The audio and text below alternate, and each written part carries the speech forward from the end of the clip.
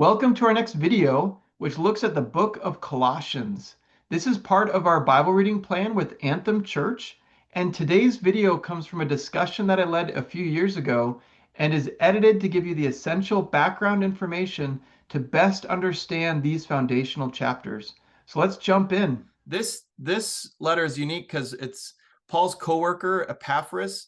He started a church in his hometown of Colossae and recently visited Paul to update him on the life of the church and the cultural pressures tempting them. So this is a church planner and a church planner talking, and Paul writes to address the issues Epaphras raises and to challenge them to a greater devotion to Jesus.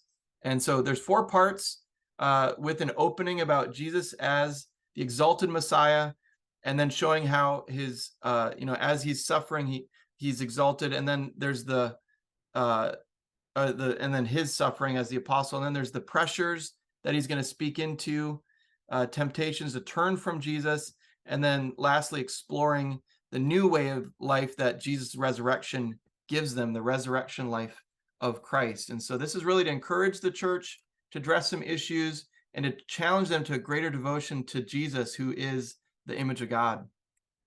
And so chapter 1 begins with 2 prayers, and he's thanking God for this church and asking God that they grow in a greater understanding of Jesus.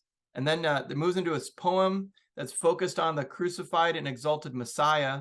And the first stanza explores Jesus as the true image of God. So we are made in the image of God.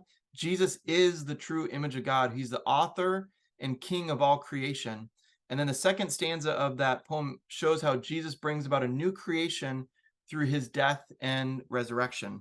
Then we come into the latter part of the chapter and into chapter 2, and Paul shows how this reality transforms his own experience in prison. So his suffering is not a sign of defeat, but it is a cause for joy as he participates in the sacrificial, self-giving love of Jesus. His message may have imprisoned him, but his greater delight is for others to experience the indwelling glory of Christ in them. Christ in you, the hope of glory. It's a great verse.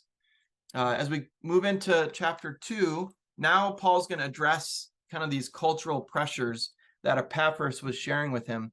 So first, these new Christians grew up worshiping multiple gods who each govern different areas of life. And so they are pressured to simply include Jesus as another deity to worship. And then there's other pressures, in addition, from Jewish Christians to complete their commitment to Christ by following all the laws in the Torah. So they're feeling a lot of pressure from people on what does it mean to know God and to follow him. Paul reminds them that in Jesus, they triumphed over these spiritual forces and are freed from any obligation to these gods. And more than that, Jesus fulfilled the law on their behalf, which never had power to transform the selfish human heart that we read about, just Old Testament, man, time and time again, people would mess up. They needed a heart change that Jesus offers.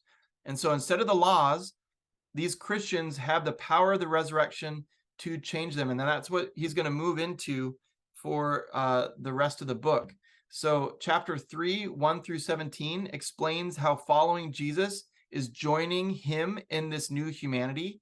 Their lives have been joined to the risen Jesus, who now rules over all creation and from whom all creation will transform, including his followers. And so Paul challenges them to live in the present as the kinds of new humans they will become, not characterized by distorted sexuality, not characterized by destructive speech, which died with Jesus on the cross. They are to be characterized by mercy, generosity, forgiveness, and love.